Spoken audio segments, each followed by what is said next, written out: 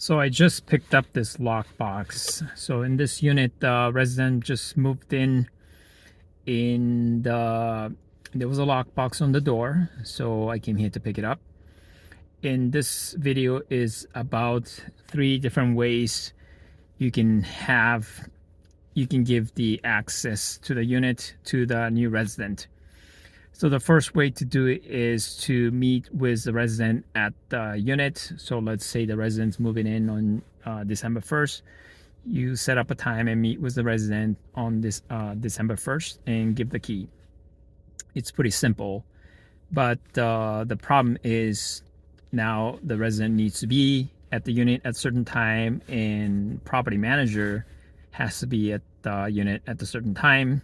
And if one of us has some issue, then that's causing a problem. So I prefer the second way, which is to put a lockbox to the unit and give the code to the lockbox on the day of the move-in. So on the December 1st, I have a auto email set up so that the code will be sent to the resident on December 1st. This way the resident can move in anytime. Property manager doesn't have to be there. Of course, the only downside is that I have to pick up the lockbox, but I have to go to a nearby place anyway, so it's not going to be a big problem. And third way to have give the access to the resident is by having a lockbox permanently attached to the property, or have some kind of a smart lock by the door. In the challenge with having a lockbox is obviously you have to put a permanent lockbox to all the units you manage. Plus, there's always a security issue. What if somebody breaks the lockbox? Of course, you can say that with this lockbox also, but at least this is just for short term. But the other lockbox is long term. Now you can hide it in a place that is hard to find.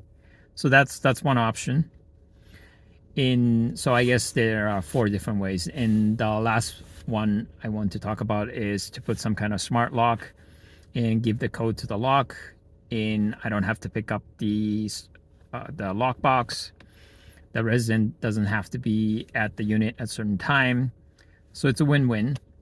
The only thing is there's a cost for the installation of the smart lock. And also smart lock requires batteries. So you have to replace it occasionally. Of course, you can put it in a lease maybe for the residents to be responsible. In smart locks, it's electronics, so sometimes it's glitch out. If you want to be really fancy and be able to change the code from anywhere, then the lockbox requires a Wi-Fi. So that's another thing. Most of the time, we don't offer Wi-Fi, so that's going to be an issue.